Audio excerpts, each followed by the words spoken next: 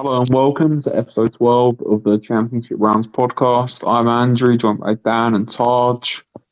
In a interesting, shocking, intriguing weekend of boxing that went under the radar a little bit, really.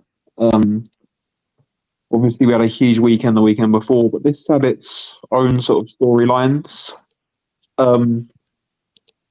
The one place we have to start is last night in Orlando, Florida, where Background Murtazaliev entered the ring as the IBF super welterweight champion as a significant underdog. He just before the fight I checked, he was a 7-1 underdog against Tszyu. And he just ran through Tszyu in 3 rounds, dropped him 4 times in something that not even like us three who gave Murtazaliev a chance in this fight saw coming. I don't think anyone picked Murtazaliev to win. Just a ridiculous upset, Dan. I mean, I'm not even sure his family would have picked him to do that. I mean, could that have been more one-sided? I don't think so. I mean, I don't like the fact that odds do decide how big of an upset is. It goes against my non-gambling agenda, but he was a massive underdog. Rightly so, though. That last fight against Kolke was just like it should have been what would have happened. Like he was like Tszyu was the favorite for a reason, but he just was not that fighter yesterday. That was a completely different person that I seen in the ring. I see Murtazaliev getting picked, but I don't think anyone thought that it was going to be a one-sided, like, just demolition from the start, where it could have ended earlier than it probably should have. See, this is why I need to watch press conferences and interviews, because he was going through Ramadan for that fight against Kolke, Which makes sense now. and I mean he said he felt really weak because of that. That makes more. And look, Kolke is a boxer. I mean, he fights on the back foot. It's a lot harder to fight against a Kolke than a Tszyu. He's coming right at you with no defense. I mean, he just walked into Murtazaliev's punches. He did that. That's even funny with that. That even though he was knowing that he was weak in that Kolke fight, he still dropped Kolke in the first round. It wasn't counted, but he still that power is insane. Yeah, and he finished late as well. Like he still had it in him. Still averaging 100 punches, like nearly. He still had it in him to finish late after like going through Ramadan, barely eating, well, not eating for a month. I mean, that's just ridiculous. And as you look at what he weighed. He weighed in at 152, and he can still do this. He is massive. He's a 6 foot, like long, like crazy puncher. And he's not thin either. He's strong as hell. Yeah. And his chin is, and like Tim did land some like, and Tim can punch too. He landed some like nice stuff in there. Like it just bounced off Bakram's head, like as if it just he didn't even feel it. I think the difference was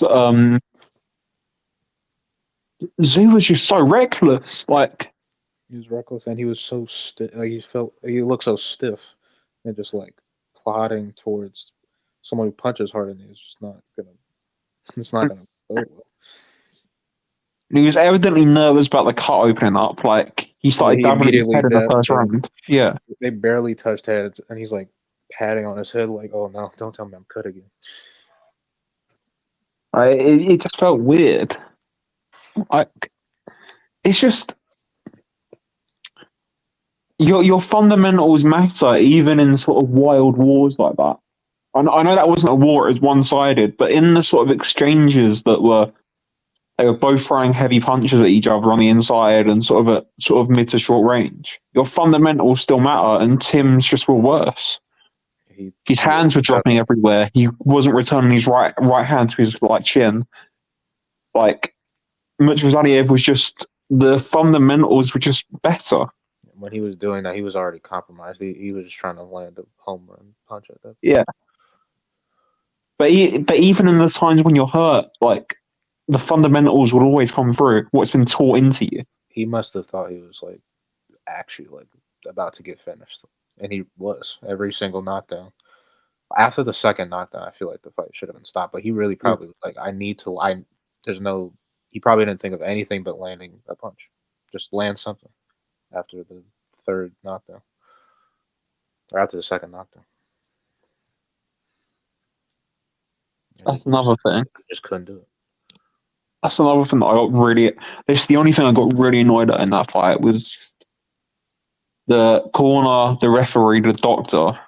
Like they hung him out to dry. You know, the doctor coming in, examining him for like 45 seconds. I guess he like looked fine, but he's obviously trying to stay in the fight. But you just seen him get battered for like over half the round, get dropped 3 times. How often is it that you get up the floor 3 times that early to win a fight? It's Daniel rare. Dubois. No, that's different. That's so Yeah, I know. Yeah. Yeah, he was gone. He was gone. Like he was done. And I mean, that's the same corner that didn't stop the Fundora fight. Like they've had 2 fights this year, and the corners hung Tszyu out to dry twice, and he won't be the same fighter after this. Because let's be honest, after that second knockdown, he was done. Yeah, he took way too like unnecessary punches after that. Like even after the 4th knockdown, I can't believe they didn't just throw the towel in like right there. They still let him try to land something. He can't think about what he's doing anymore. I've got no scientific basis for this, but anecdotally, it seems that when guys are badly hurt and like the fight and they're done, when you leave them in, that's when it gets really, really bad for them in their future career. For me, That's what it is when he was concussed, and when you're still getting hit while you're concussed. Yeah, and you're done, and it's silly. It's silly that they left him in. And also, it's not. I talk about this a lot. That was A-side privilege. Because if you think Murtazaliev is getting dropped twice like that or 3 times in a round and then not calling the fight off, he didn't even need to get dropped 3 times for them to stop it. Yeah. It's A-side privileges, man. I hate when it's like that because it just if it's a 50-50, they're still not doing that. But when you're the A fighter, you shouldn't be getting extra. Could get murdered in this ring just because you're the A fighter. Tszyu could have died. Like he was getting hit that many times with someone who punches really, really hard. The doctor coming in, like, do you think a doctor comes in for that long and lets Murtazaliev go out when he's hurt? They're not even bringing the Exactly. doctor. Exactly. The ref is just going to stop it.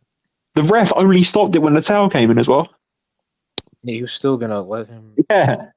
I mean, he was probably about to get dropped as well. Again. Yeah. Or you're just going to get hung up on the rope. He was just sat on the ropes. He was probably just going to get beat down while his back was on the ropes that entire time. I can't believe that fight made it to the 3rd round. And then he got dropped again in the 3rd round. It's like he shouldn't have even made it to the round. He got dropped again and was still allowed to fight. It was ridiculous. Look, I mean, I really think that the recklessness that he had was because his dad had finally come to see him fight. And he wanted to knock him out in front of his dad. But then he got absolutely bad in front of his dad. That's a bad omen right there. To not have first time he sees you in how many years? 7 years since his debut. And this is your game plan for this opponent. we knew it was going to be like exciting, however long we thought it was going to last. Then they were going to be trading. It was probably going to be a crazy fight. But you can't just plod toward. You can't do that. You can't just plod towards somebody and think. I mean, well, Murtazaliev's technique looks so much better. I mean, his He just punches were a lot. he didn't look anything like. There's a whole different person. Oh, his punches are so much shorter, cleaner, crisper, compact. But obviously, they still look like wide-ish because he has He's octopus crazy. arms. Yeah, he has crazy physical features. For a junior middleweight is crazy. Look at 6 feet tall. He had like a 5-inch reach advantage over Tszyu too. It was ridiculous. Yeah, like look at the second knockdown. I mean, he dropped him with a jab. Yeah, That was a really weird jab, though, because he turned it. the way he threw it was like a sort of. It was so weird, that shot. It was like a Kovalev jab. Yeah. Where he like really puts his right side of his body forward to generate the power into the jab, and it worked. Yep. Oh, baby, it worked. Like if you're like so badly, I mean, obviously it's hard, but like if you're so badly hurt so early in the fight, you just try and survive. I mean, Tim was just throwing back. Like, hold on, move. Could he move though? Because his balance was gone. He could try to move. I mean, he just didn't try. He just threw back, like just reckless abandon. Like, yep, I'm hurt. I don't know what to do. I'm concussed. Let me just wildly throw up a guy who's battering me. Yeah, he was never going to survive that fight. That shows heart and toughness, but it doesn't show. Yeah, we already knew that. Smarts. He was covered in blood for 10 out of a 12-round fight. One of the worst cuts ever. We get it. You've gotten off the floor before to win, but they were against Terrell Gaucher in like an earlier fight. You're not doing that with this opponent. I mean, he really might have PTSD from that Fondora fight. He definitely does. He was stabbing his head. The way he was stabbing his head, yeah. He was like, definitely does. Please don't be cut. Please don't be cut. He was like he just wanted to get this fight over with, so he didn't have chance to possibly get cut again in that place. I low key think that's kind of because he immediately after he like realized he wasn't cut anymore. He must have still felt the headbutt though, and you could see the whole like right side of his forehead was like getting red. He was like, "Yeah, nah, I might have to just end it now." And look what happened. Yeah, like look, you just need fighters need to be in the right mental place to fight. I mean, I think that being in a bad mental place is even worse than not being good physically. And he said himself that he seemed to be like he had like a good camp and everything, but that doesn't matter when your like mental's not. Everyone says that. They're not going to say, "Oh yeah, I had a terrible camp." They'll say it after the fight, not before the fight. No, he said after the fight. In that interview backstage, he was like, "Yeah, I did everything right." But he was like, "What the hell happened?" He's definitely concussed. I mean, he probably didn't even know what country he was in at that point. The fact you see is how badly his face would like. He only took this was only 3 rounds. Like the fight was only not even 10 minutes long. His face ridiculous. looked like he went through a 12-round, like I don't even know the word. Like he got pumped out. That's going to be really bad for his career, by the way. That might put the pin in it, honestly. Like I know it's been not even 24 hours, but like he's taken a lot of like damage in these last 2 fights. Yep. And psychologically, like back-to-back losses where you're a big favorite to win is never good. Yeah, he was supposed to win both of these fights by knockout. Yep. Yeah, like he can have an excuse for the Fondora fight, but he doesn't have an excuse for this one. He could go forward and be like, "Oh yeah, I got cut. That's fine." But what's his excuse for this one? He just got bad.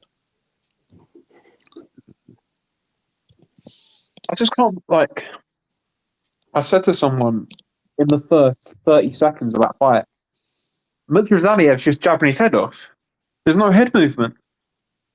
Tszyu was walking forward with a quite sort of relaxed, weak guard, and Murtazaliev was just pinging jabs through. And I'm like, Tszyu, what are you doing? This guy's massive. He's got long arms. You've got this relaxed guard that's not really a guard, and you're eating jabs on the way inside, and you're falling short.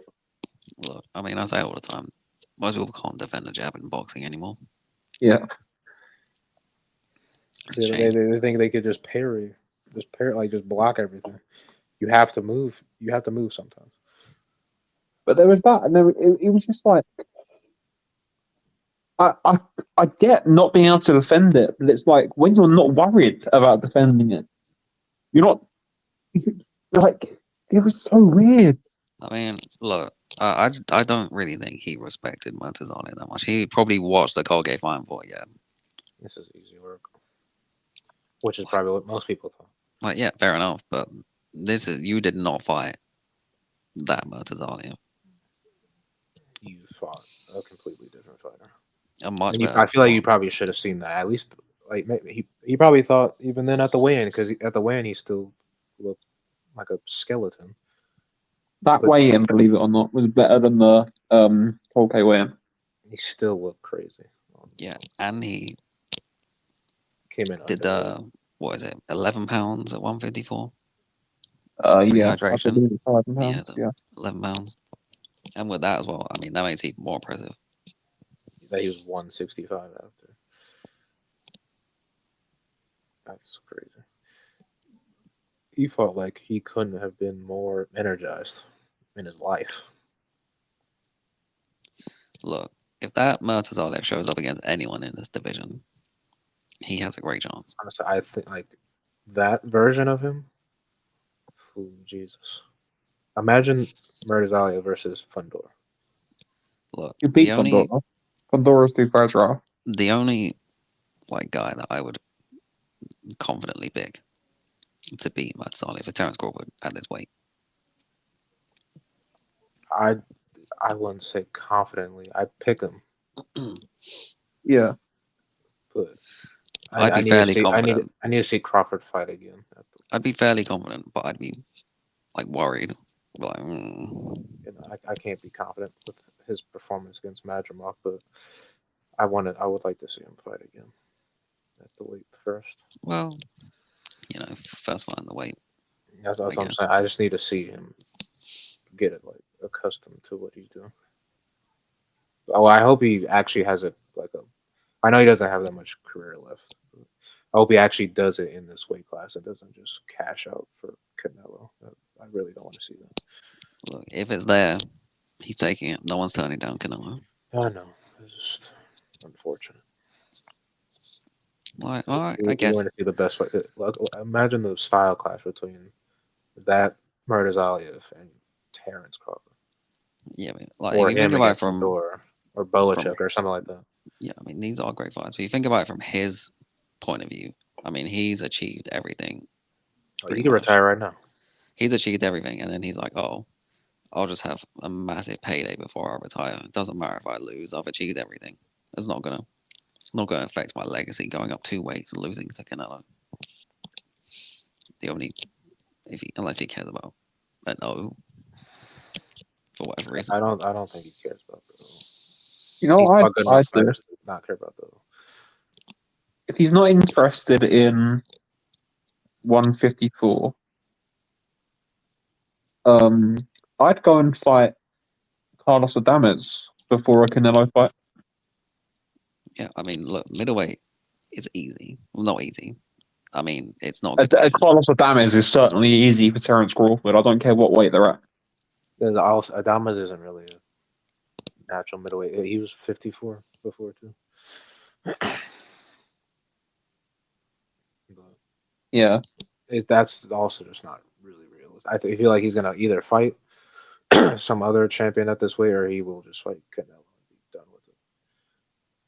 I hope he fight. If Fundora beats Spence, I hope he fights Fundora. I'd I would like Murtazaliev, Madrimov, Boachuk winner, and then like in that fight you just said. I think Murtazaliev will fight Lubin, but I'm not sure. I forgot about that. That's probably. Lubin's highly ranked. He's the highest ranked contender in the IBF. I know this was a mandatory, but I think. I don't think that's competitive, honestly. yeah, Murtazaliev batters Lubin. And I think Tszyu needs at least 9 months off for me. He needs more than that, I think. Yeah. And then his comeback should be Michael Zarafa in Australia because that's a big money fight there, and he'll beat up Zarafa. He needs some confidence booster, but he needs. Or put it this he way, needs time off. You seen him try? He tried to come back even earlier than he was supposed to against Ortiz, like 4 months after the Fundora fight. You can't. He's too eager to like fight. He just wants to fight. You need to come. If you can't beat up Michael Zarafa, well, it's that Nassim Hamid, Chris Eubank thing. If you can't beat Michael Zarafa, it's that unfortunate. But yeah, I'm still a bit shocked if I'm honest. Like, and I picked Tszyu, but I gave Murtazaliev more of a chance than most in this fight. But what? Yeah, I thought if he was going to win, it was going to be at least late. I thought the fight was 100% going in the second half. It didn't make it 10 minutes.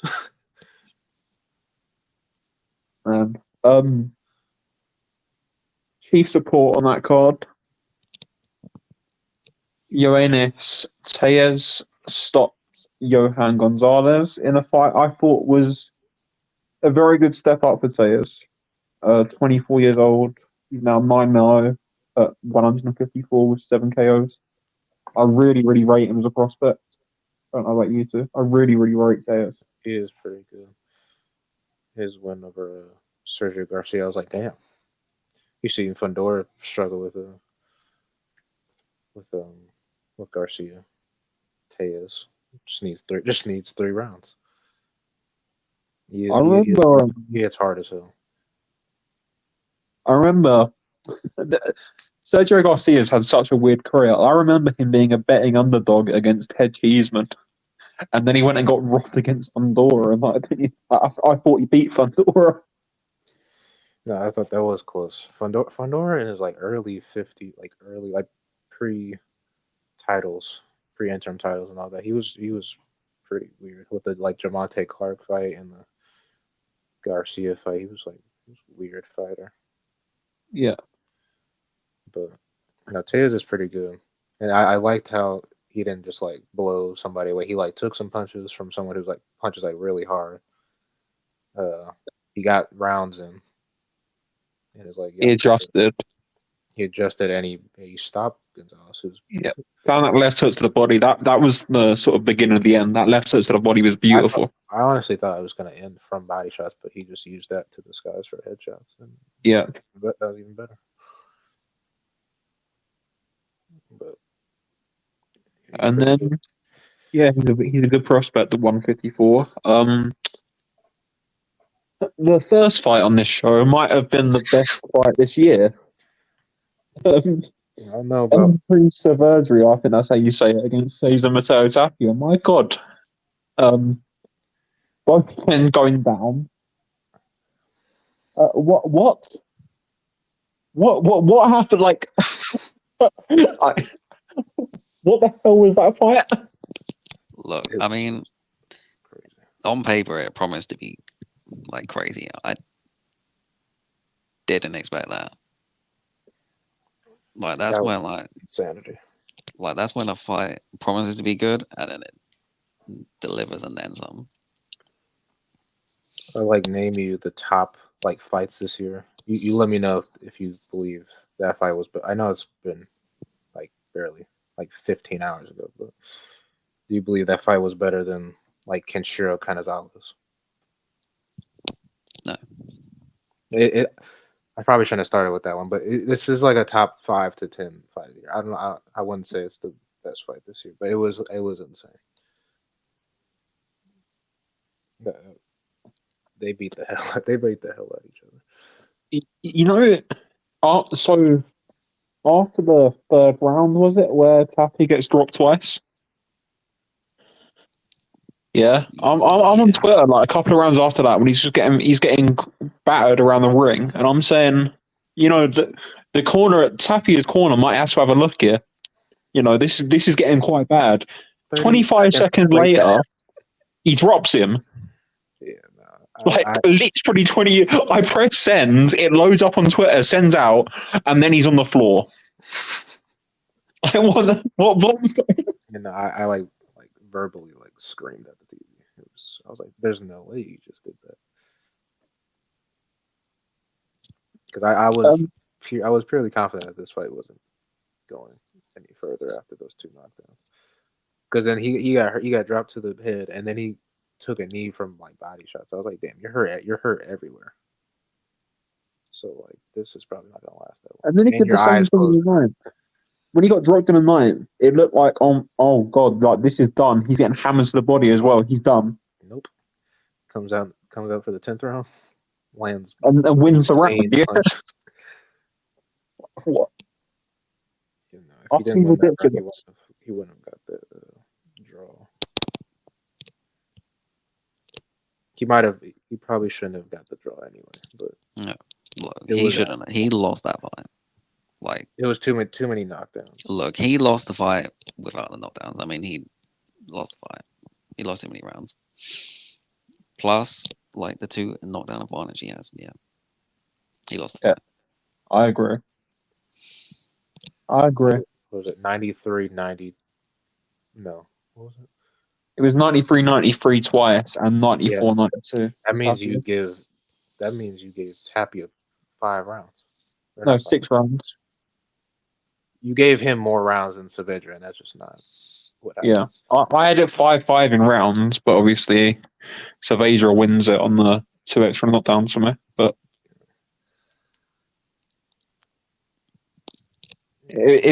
just do it again. Give them like 9 months off and do it again. Just utterly ridiculous fight. Yeah, because I mean, Mateo, he landed like the more eye-catching, cleaner shots. But Saavedra, like his Yeah, work they're rate was like just single. insane, and all that work to the body, man. I'm really surprised Mateo took that and lost at the distance. I didn't think this was gonna go the distance. It's crazy. I'm still surprised it went the distance. I'm surprised like Tapia got up in the 9th. I'm But then surprised. again, I wonder if he would have lasted the 3rd round if there's more time in the round. Oh, definitely not. Definitely not. Because he was hurt everywhere. He went down from both head and body shots. So. Yeah, I don't know if it would have lasted if he didn't get that minute in between. But regardless. then again, maybe I'm not surprised because he is Mexican. Yeah, true. Mexican Australian. I mean, can you get about a tougher mix than that? Yeah, you can't. No. What a crazy fight that was. That card, though. Card in totality was just. It was really entertaining. I love that card. Yeah, All these it was really good. post Showtime PBC cards have been like at least one thing out on the card have been great. If not, They don't have they don't have prelims. They don't show They the didn't rest have of the any. fights. They didn't show didn't show any. them. Okay, well I that's silly. said That's one of the knocks on that. that was really, really entertaining, but I feel like I need.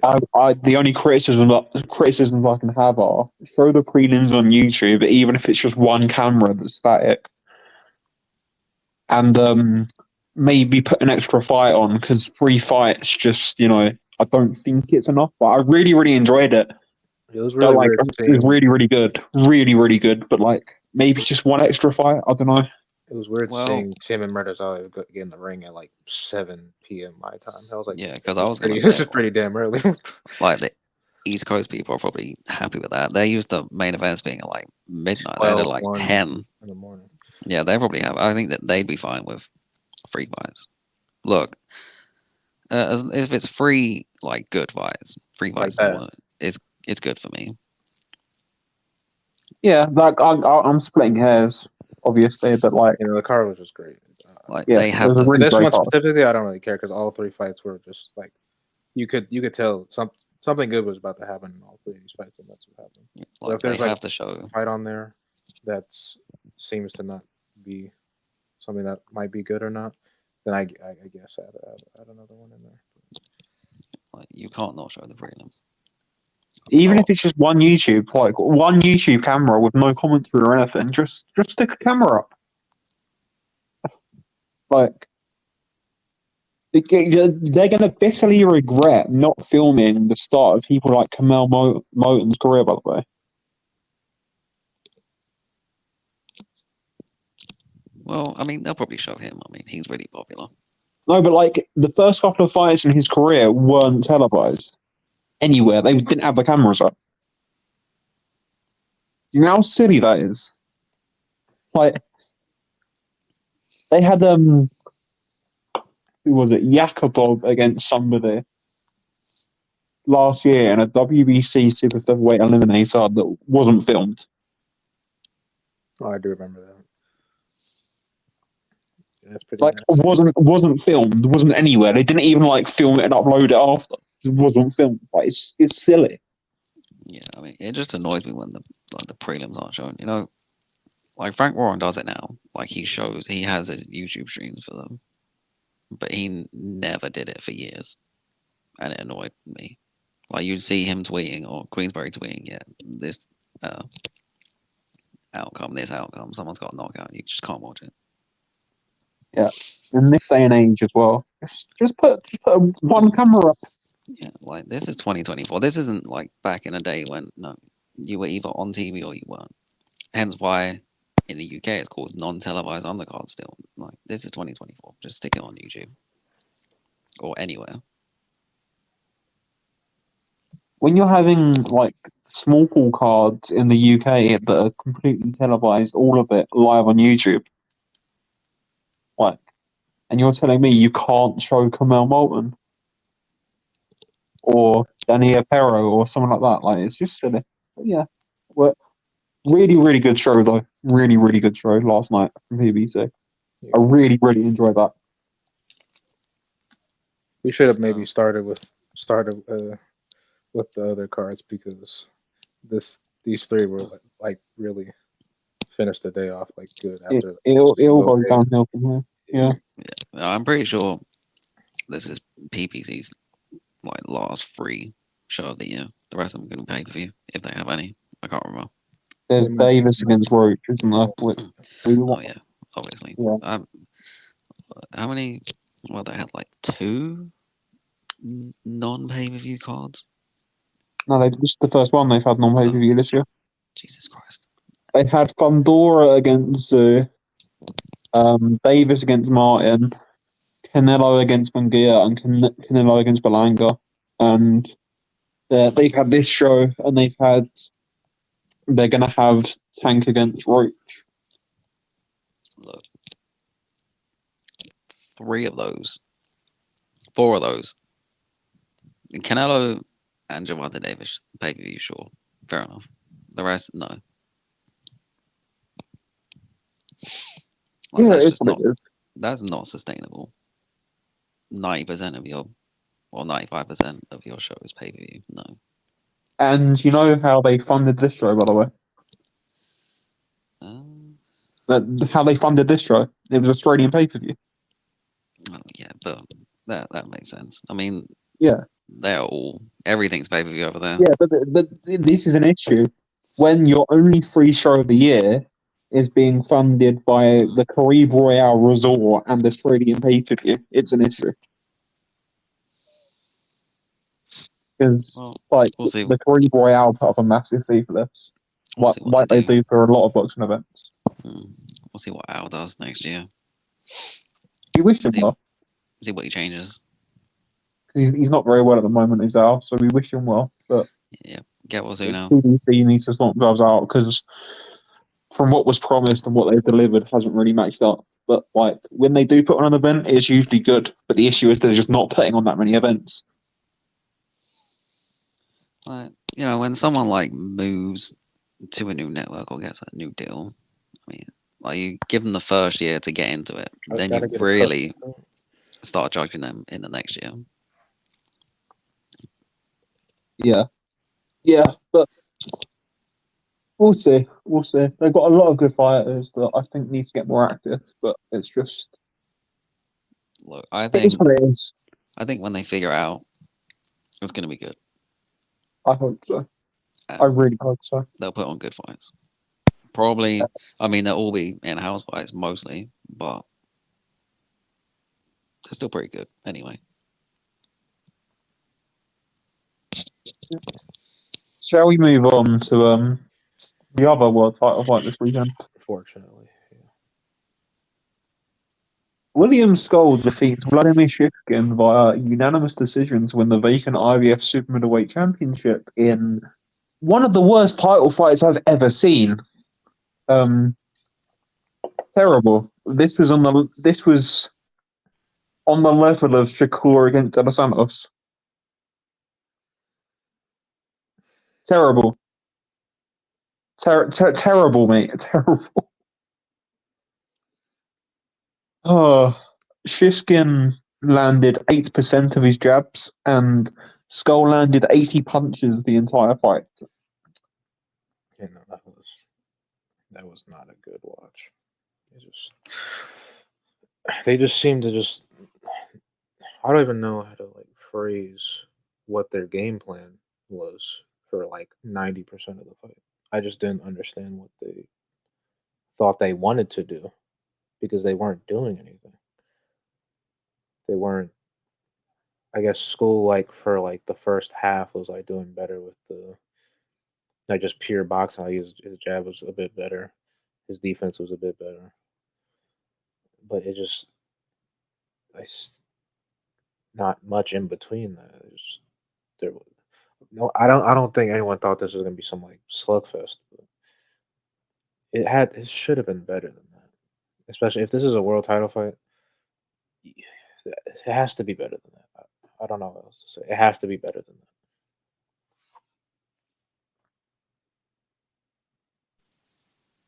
Terrible. It was terrible. Yeah, I'm trying to think of like worst, like in like the top worst fights this like title fights this decade that has to be in there. It's top five. Like top five for world title fights. There's been worse like non-title fights, but I think it's like you can sort of understand low level fighters having wars, but this was like two low level fighters just stinking it out. for a world title. Yeah, and I really don't want to talk about this, man. Like it's the type of really- fight where genuinely neither deserve to win. I just don't. I don't get how that was for a world title. Like the IBF need to figure themselves out. They have the weird like they are strict. They actually do what they like the other bodies sometimes should do, but their rankings are the worst. They're they're so bad every time. Hopefully, the winner of this, because it's a vacant title, will get ordered to fight a mandatory straight away. And Oslas Iglesias is in an IBF eliminator next month. I think it's the 7th of November. Off the top of my head, it's early next month. So hopefully the winner gets ordered to fight, or Skull gets orders to fight Iglesias, and Iglesias ends him. You know, Iglesias shows actual skill. I hadn't seen anything worth noting from either of the fighters that were in a world title fight yesterday. Like this is the thing. If I ask you what did William Skull do well, Probably all he did well was really like jab a decent amount in the first but half. he didn't though because he hardly landed a jab. No, he used it. Yeah, they barely landed punches. That's like out of the question. But he looked like a cleaner fighter in the first. What he did well was his defense was good and he countered well. That was bad. What he did well was he made it close enough and boring enough that in Germany he's going to get a decision because he's the hometown fighter. Well, I mean, I thought he won anyway. I don't think it was. I have a. I'm not disputing that he won. I'm just I have saying a it was real- close enough. Like, I have a real problem with those combi box stats. I don't think Murtazaliev landed anywhere near that many punches. Anywhere near that many punches. Scull was making him miss a lot. I mean, Shishkin.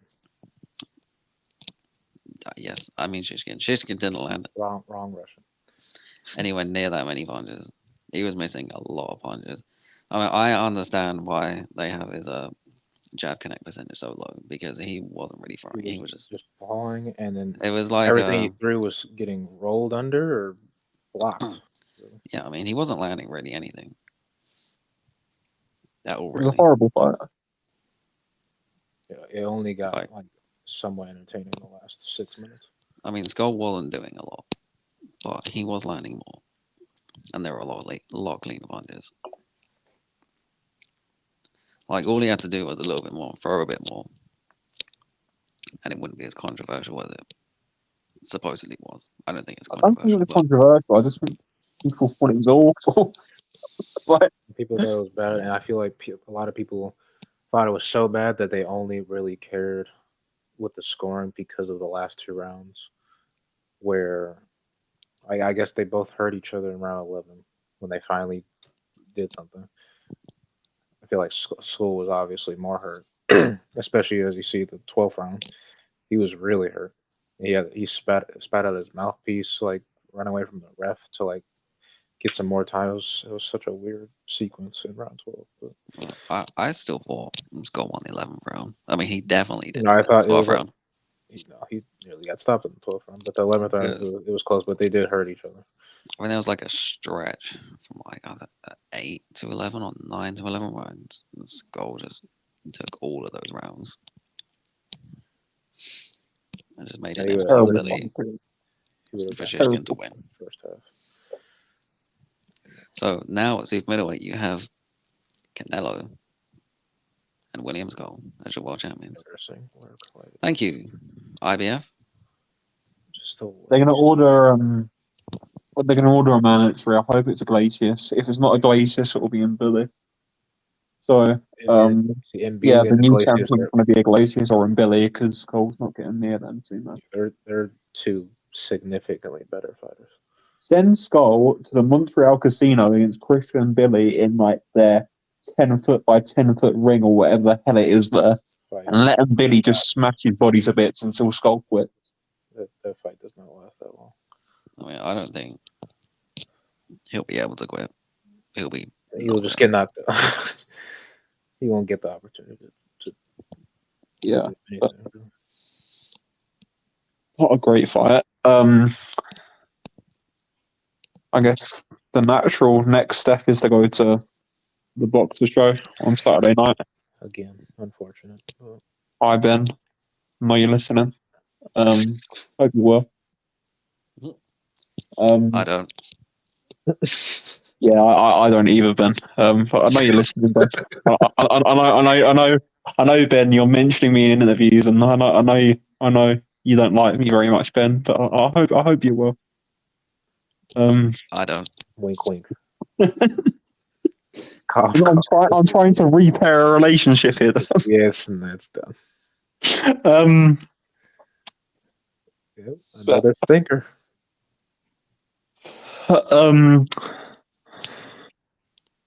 It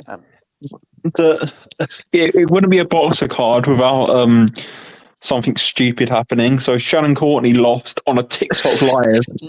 To kick it off. Nobody was watching on TikTok, but everybody was celebrating Shannon Courtney losing. I saw that running order and I was like, "What? Why is she fighting on TikTok?" The running order that was wrong, by the way. The running order was wrong. Yeah. Yeah. Because TKV was meant to be on the main card. No, he was on the prelims. Fantastic. Yeah. Imagine that they put TKV on the TikTok and Shannon Courtney on the prelims. That would have been ridiculous.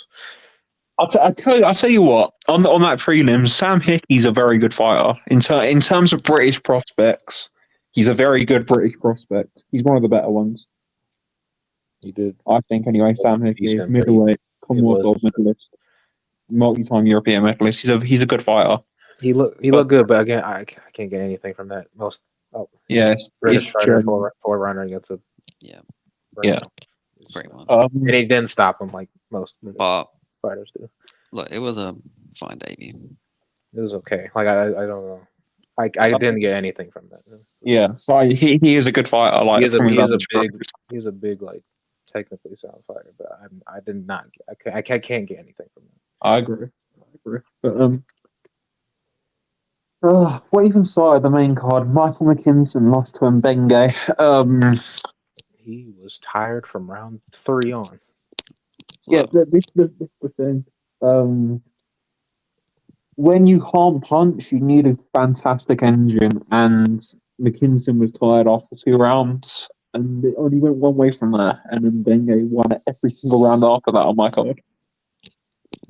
I mean, I told you in the preview that I thought this would be a competitive fight.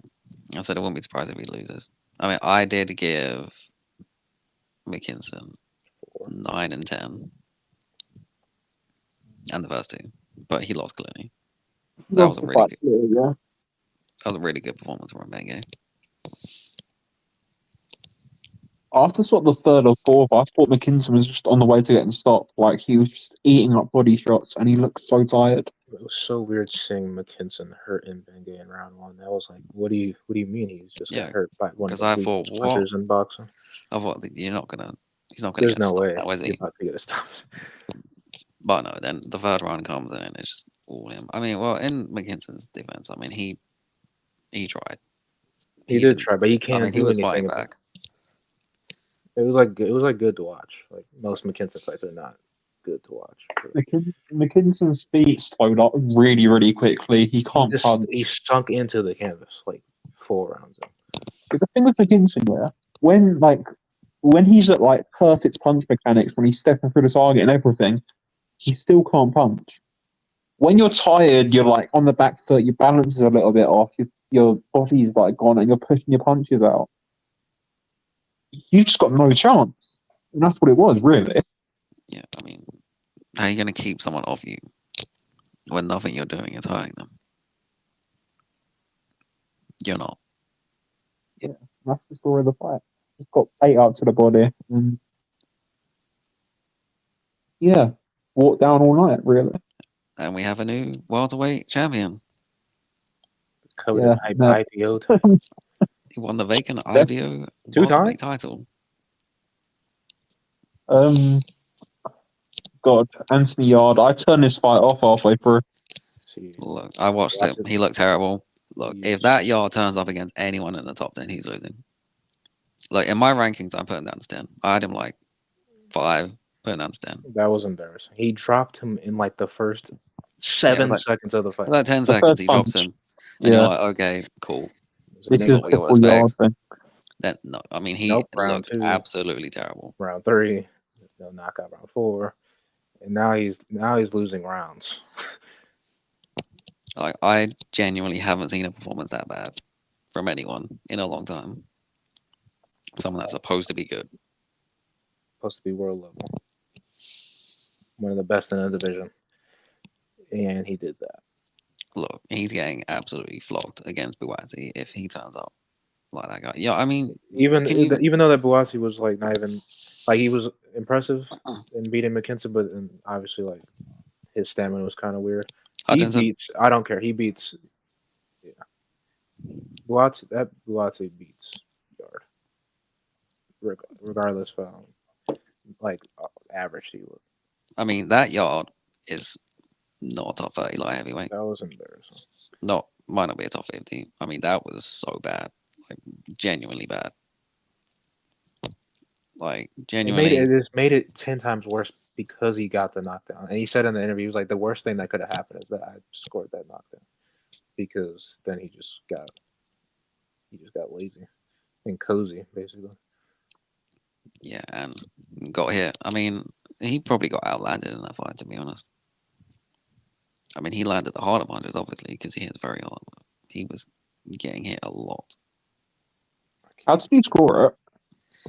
Yeah, I'm trying to find my. I think it was like 7-3 or 6-4. I rewatched it today.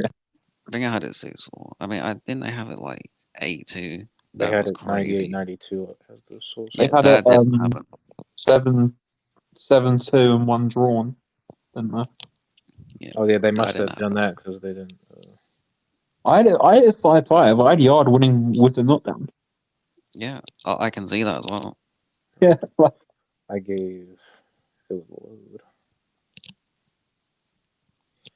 I gave Yard rounds 1, 2, 5 through 7, and 10.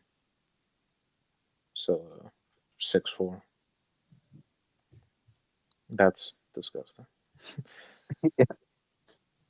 Like he clearly won, but he barely won at the same time. Well, Against I don't someone think he should have ran someone over.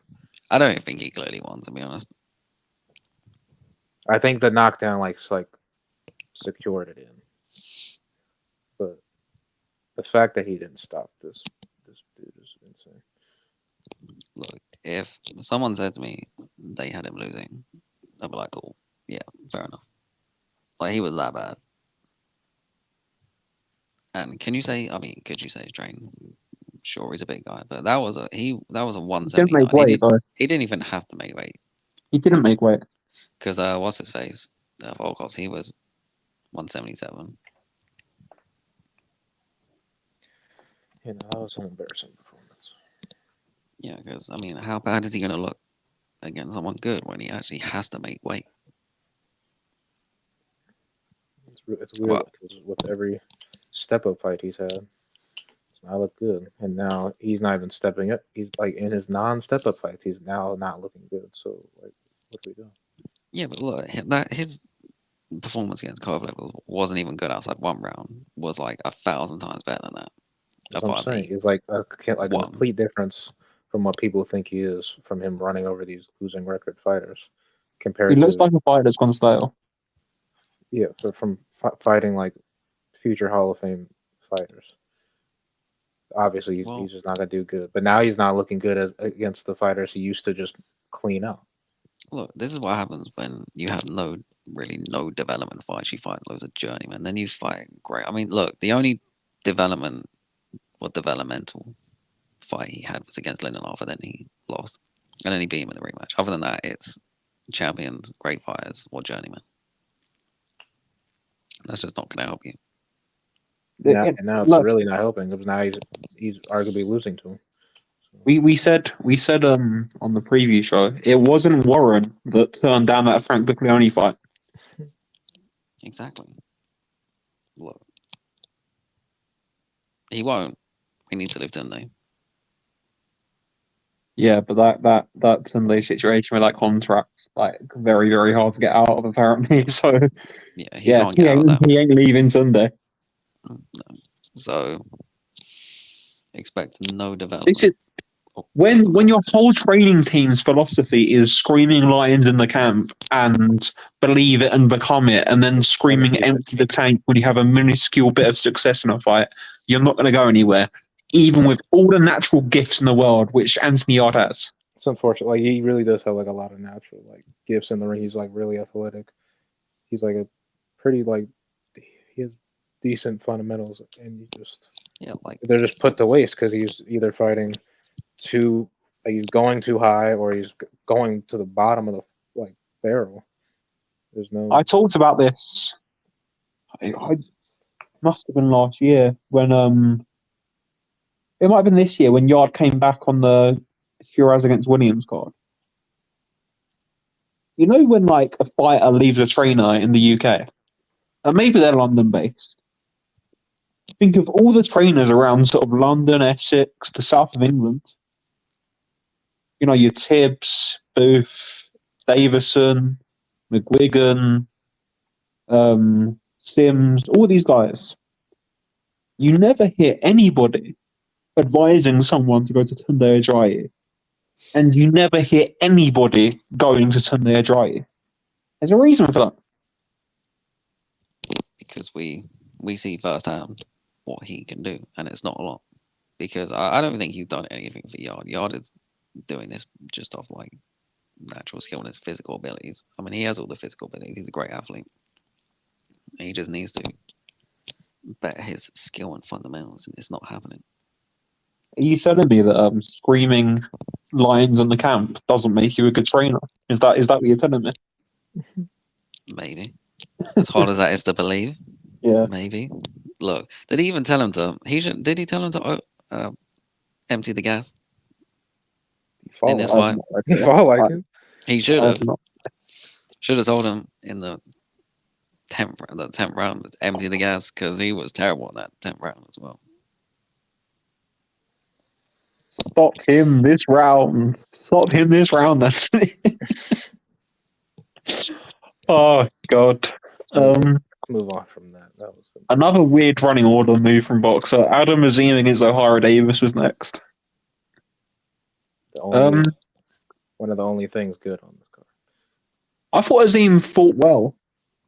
Yeah, he did. Right. Very well. That was the best he's looked. Best performance of his career. He looked really good. Really good. I mean, yes, it's against O'Hara Davis at the end of his career. O'Hara Davis didn't really want to be in there, in my opinion, as well. Yeah, see, like, in the preview, I said it would go to distance. And, like, 7 p.m., I found out that O'Hara Davis was talking about retirement. So I switched my prediction to a stoppage. Yeah. And it happened. Because, look, when someone says they're thinking about retirement, they always get stopped. Porter. It's just how it is. Frampton against Herring as well. It's just not good. Yeah. You see, they do give it a go in those retirement fights, but like they lose. Look, I mean, look, Azim is a counterpunch. He likes to be a counterpunch, but he was really good on the front foot and up close. He's so fast. And his defense looked really good. Because it is one thing having good defense on the back foot, but having good defense up close is really hard. That's why it's so. Impressive. The word I'm looking for has Impressive. Impressive, but yes, another word. It doesn't happen very often. There we go. I'm saying that basically. Rare. Just rare. I wonder who they'll give them next.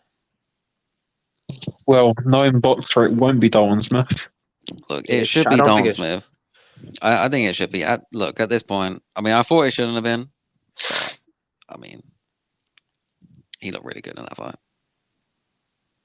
So I feel like where's the last time Dolan Smith's fought? He fought Saavedra earlier this year. I literally forgot about that. I feel like I haven't seen him fight forever. That was ages ago, and he was meant to fight on September the 28th, but he pulled out of that fight injured, didn't he? If against John Fernandez for the European title, he pulled out of that fight. Well, I guess it would be good, but it's just not. I feel like it's just not a realistic thing that they both fought each other right now. And it should be realistic, but it's only not realistic because of one person. And we all know who that person is, who doesn't put his fighters in fights. Your favorite? Hi, Ben. We do not wish you well. Hi, Look, maybe Benjamin. Look, he could fight Holland Eubank. I don't think that's realistic either, because he's gone over to Conlan now. So he's signed a management deal with Conlan Boxing. So I don't think that's realistic. Maybe Jamie and Michael like working with other promoters. Haven't seen it yet, but it could happen. No, but will they work with the McGuigans? Probably not. No. The Conlans aren't doing the McGuigans any favours. Will they work with Ben Shalom? Well, I wouldn't work with Ben Shalom, so probably not. You're not doing my relationships any good here. But hi, Ben. It was finished. Look, Ben, if you're listening, it's just me. Don't blame Toggers. No, it's me too. No, but I'm agreeing, but I'm just not. No, it's over. Hi, Ben. It's over. Hope you're doing well. Dan Having a Azim, great Sunday. Adam Azim should fight Sergei Lipinets next. That's the fight for me. Yeah, because like that's a tough test against a faded former champion, and he's Yeah. still dangerous because he can still punch. Yeah, But that's I a good feel like fight. Azim would be like favored Well, yeah, because but you've seen Lipinets his chin is not the same. His That's power is still the the same. art of good management, though. Yeah, It's getting fights that are tests that you win. Yeah, his chin's not there anymore, but he still punches hard as hell. That'll be good. Yeah, Lipinets would be a good opponent. I think that's a good fight to make. Lewis Edmondson Dan Aziz is dreadful. Might have been worse than Skull Shishkin. no, it was. Look, that fight made Scull Shishkin look good, which It is generally impressive. made Scull Shishkin look like a good technical fight. Yeah, so if you wanted to watch boxing on Saturday night, you had a choice of Dan Aziz versus Lewis Edmondson or William Skull versus Vladimir Shishkin. They were on at the same time. Terrible. Sadly, I forced myself having to those watch both that. on my screens was not fun. Because I didn't even bother scoring Aziz Edmondson. I don't It care. seemed like the average scorecard was 8-4 Aziz, but they didn't Look. do anything for me to really care. Look, I don't care who you fought won. No one deserved to win. Give it a draw. If they gave it to Azim, cool. They gave it to Edmondson, cool. I don't care. Really don't care. Crap fight, man. Should have been a no contest. All right, cool. It got me 5 points. I'm happy that he won, and it made our prediction look good. Yeah. Thank you to the judges. Who cares for that fight? Look, Yeah. if Azim wanted to, Aziz I'm is not Azim. not. If Aziz wanted to win, then he should have thrown more punches and got off the ring against somebody boxed. He just hasn't looked good in his last 3 fights now. Got dropped twice, lost to Boatsy. Should have lost to Sepp.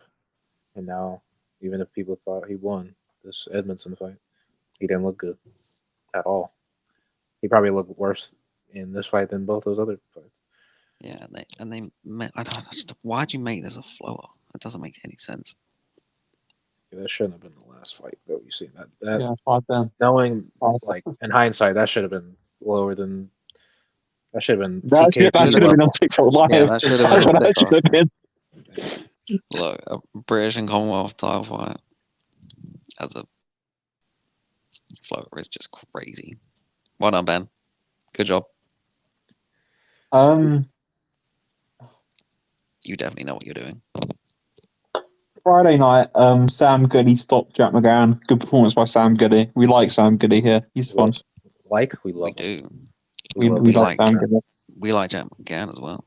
Yeah, they're both very nice life and death merchants. Multiple time list fighters. So get the Louis Green rematch, reschedule, and get Jack McGann on the undercard against someone in a good fight. Frank, listen to me. You're a good man. You can do it.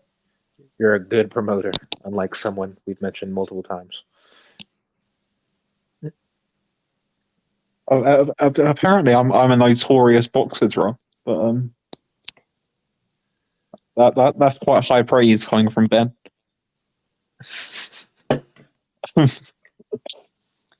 It's very funny. He talked about me in multiple interviews this week. That's good. Yeah, then it is next week. He's gonna tell the interview. Yeah, no Eddie, no Frank, no talkers. Yeah. I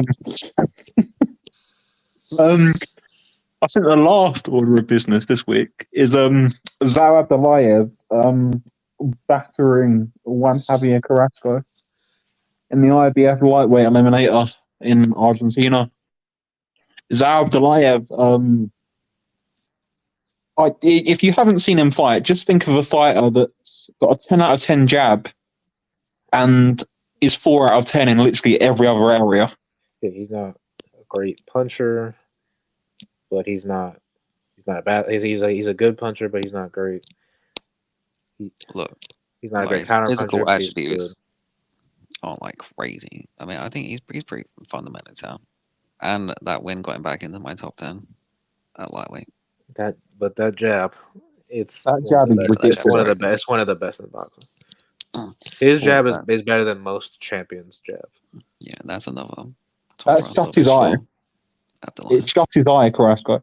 That fight should have been pulled out a lot sooner as well. He was done. And if Abdullayev had a hint of like finishing ability about him and killer instinct, that fight would have been over a lot sooner. That's funny. But yeah, Carrasco just couldn't see out of his eye, and it would turn into a really like. I don't normally get uncomfortable watching fights, but the last couple of rounds of that I did because it was like his left eye was totally shut, his right eye was beginning like he could barely see out of it, and he was just sort of plodding forward into jabs and right hands, which got really sort of not nice to watch. Abdullayev, Yeah. What a fighter doesn't need is a brave corner. You're not there to be brave. The fighter's there to be brave. this is a human being we're talking about. You're there to stop them when they're being too brave. They didn't even call a doctor in either. Like that's on the ref and like the commissioners. Like it's hometown stuff that's like ridiculous.